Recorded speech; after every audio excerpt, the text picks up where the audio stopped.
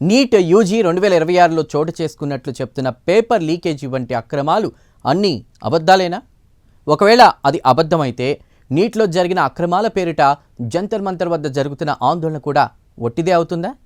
ఈ అనుమానాల విషయంలో national testing agency సరికొత్త అంశాలను తెరముందుకు తెస్తోంది. సోషల్ మీడియాలో వైరల్ అవుతున్న మార్కులు మాయమయ్యాయి అనే క్లెయిమ్లపై ఎన్టీఏ సంచలనమైన ప్రకటనలు చేయడం ఆసక్తి రేపుతోంది.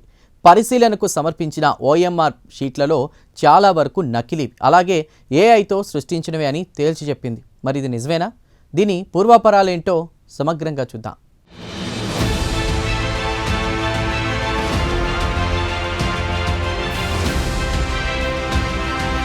ఎప్పటికైనా సత్యమే శాశ్వతం. కల్పిత కథనాలు ఎప్పటికీ నిలబడేవి కాదు.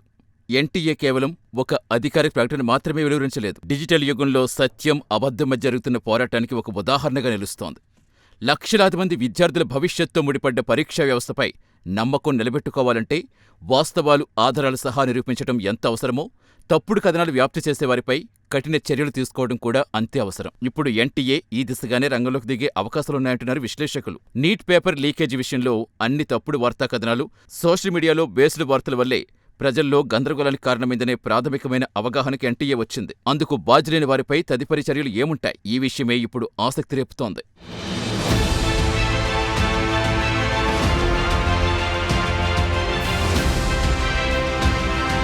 మే 3న జరగాల్సిన నీట్ యూజీ 2026 పరీక్ష పేపర్ లీక్ ఆరోపణలతో మే 12న ఎన్టీఏ రద్దు చేసింది. ఆ తర్వాత జూన్ 21న దేశవ్యాప్తంగా 5,400 కేంద్రాల్లో, విదేశాల్లో 14 కేంద్రాల్లో 13 భాషల్లో రీ ఎగ్జామ్ నిర్వహించారు. ఇందులో 20 లక్షలకు పైగా విద్యార్థులు హాజరయ్యారు.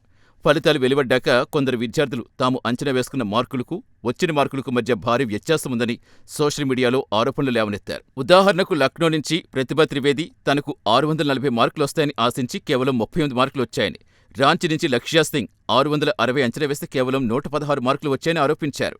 ఈ తరహా కేసులు ఆర్యా సింగ్, అభయ్ యాదవ్, శ్రీవాస్తవ వంటి మరికొందరు విద్యార్థుల నుంచి కూడా వచ్చాయి.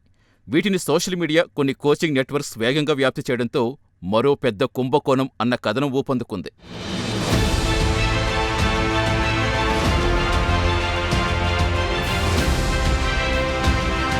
జూలై 19న ఎన్టీఏ అధికారిక నోటీసు విడుదల చేస్తూ ఈ కేసులన్నీ క్షుణ్ణంగా పరిశీలించినట్టు ప్రకటించింది. అభ్యర్థులు అసలు ఓఎంఆర్ షీట్లు ఎన్టీఏ భద్రపరిచిన సర్వర్స్లో పూర్తిగా సురక్షితంగా, మార్పులేమీ లేకుండా ఉన్నాయని చెప్పింది. ప్రశ్నల క్రమం, ఇన్విజిలేటర్ల ధృవీకరణ, మూల్యాంకన ప్రక్రియ అన్నీ సరిచూసుకున్నామని క్లారిటీ ఇచ్చింది. ఇచ్చిన మార్కులు అధికారిక ఆన్సర్ కీస్తో పూర్తిగా సరిపోలుతున్నాయని చెప్పారు. బహిరంగంగా చెలామణిలో ఉన్న ఓఎంఆర్ షీట్లు ఎన్టీఏ అధికారిక రికార్డ్స్తో పొంతన లేకుండా ఉన్నాయని, అంటే అవి నకిలీవని తేల్చి చెప్పింది. ప్రతి అసలైన ఓఎంఆర్ షీట్కు barcode, test booklet number, answer sheet number వంటి గుర్తులుంటాయని, స్కోర్ కార్డుకైతే క్యూఆర్ కోడ్ ఉంటుందని, ఇవన్నీ ఎన్టీఏతో పాటు నేషనల్ ఇన్ఫర్మేటిక్స్ సెంటర్ సర్వర్లలో ఒకే ఒక అధికారిక రికార్డు లింక్ అవుతాయని ఎన్టీఏ వివరించింది. నకిలీ చిత్రం కంటిని మోసం చేస్తుందేమో కానీ సర్వర్స్లో రికార్డ్స్ మార్చలేదని స్పష్టం చేస్తుంది. ఇప్పటి వరకు ఎన్టీఏ ముందు కానీ, ఏ కోర్టు ముందు కానీ ఇలాంటి నకిలీ చిత్రం సమర్పించిన ప్రతిసారి రికార్డ్స్తో సరిపోల్చి చూస్తే అది బట్టబయలందని ఏజెన్సీ పేర్కొంది.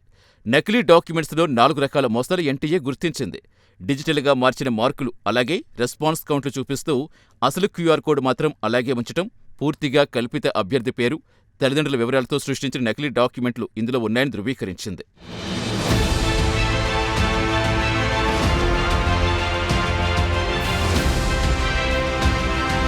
ఈ విషయాన్ని ఎన్టీఏ సీరియస్గా తీసుకుంది.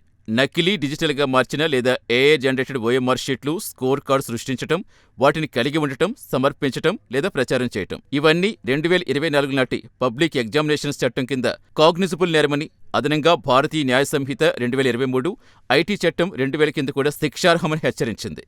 నకిలీ డాక్యుమెంట్ సమర్పించిన ప్రతి కేసులో దాన్ని సృష్టించి సరఫరా చేసిన మూడో పక్షం పైన చట్టపరమైన చర్య తీసుకుంటామని ఎన్టీఏ పేర్కొంది.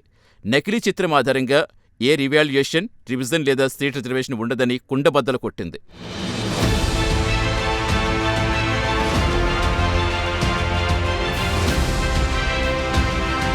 ఇక ఎన్టీఏ పేర్కొన్నట్టుగా ఇలాంటి ఆరోపణలు గతంలో కూడా వచ్చాయి.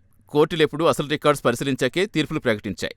2025లో ఒక అభ్యర్థి తాను 180కి 171 ప్రశ్నలకు సమాధానమిచ్చానని, కానీ ఎన్టీఏ జారీ చేసిన ఓఎంఆర్ షీట్లో కేవలం 11 ప్రయత్నాలు మాత్రమే కనిపిస్తున్నాయని, సంతకం, వేలిముద్ర కూడా తనవి కాదని ఆరోపించారు. ఆంధ్రప్రదేశ్ హైకోర్టు ఇప్పటికే సంతకాల్లో వ్యత్యాసాలు గుర్తించి పిటిషన్ కొట్టేయగా సుప్రీంకోర్టు కూడా ఆ తీర్పు సమర్థించడం విశేషం. 2025లో ఢిల్లీ హైకోర్టు ఓఎంఆర్ మూల్యాంకనంపై వచ్చిన పిటిషన్ కొట్టేస్తూ ఎన్టీఏ మిషన్ బేస్డ్ ప్రాసెస్లో మానవ జోక్యం లేకుండా అన్ని షీట్లను ఒకే ప్రమాణంతో మూల్యాంకనం చేసిందని పేర్కొనడం గమనించాలంటున్నారు. ఈ కేసుల చరిత్ర చూస్తే ఎన్టీఏ వాదన బలంగా నిలబడుతుందనే ఆధారాలు కనిపిస్తున్నాయని విశ్లేషకులు అభిప్రాయపడుతున్నారు.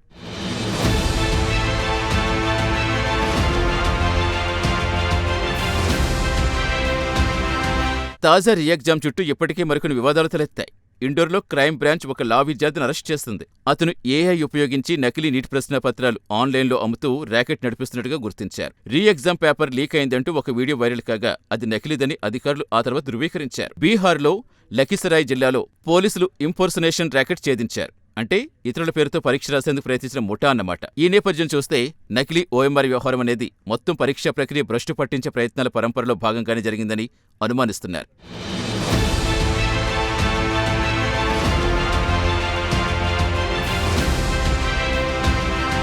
అయితే ఎన్టీఏ ఇప్పటికిప్పుడే ఒక నిర్ధారణకు రాకుండా మరింత సునిశ్చితంగా విషయాలు బేరీజు వేయాలనే సూచనలు వినిపిస్తున్నాయి.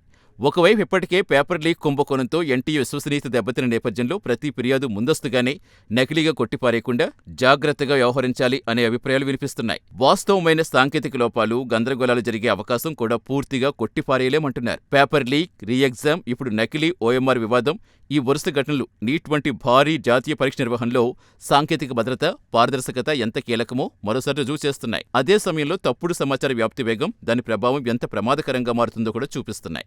ఈ క్రమంలో నీట్లో జరిగిన అవకతవకల పేరిట విపక్షాలు మద్దతిస్తున్న కాక్రోచ్ జనతా పార్టీ ఆందోళన వెనుక ఎవరున్నారు? వారి ఆందోళనకు దారితీసిన పరిస్థితులేంటి? ఏ ఉద్దేశంతో చేస్తున్నారు? మరోవైపు నీట్ రీ ఎగ్జామ్ పూర్తయి ఫలితాలు వెలువడ్డాక కూడా అదే పేరుతో జంతర్ మంతర్ వద్ద ఆందోళన చేయటం దేనికి సంకేతం? ఈ అంశాలపై క్లారిటీ రావాల్సింది. ఇందుకోసం ఎన్టీఏ పూర్తి విచారణ కోసం మరికొంత సమయం వేచి చూడాల్సొస్తుంది.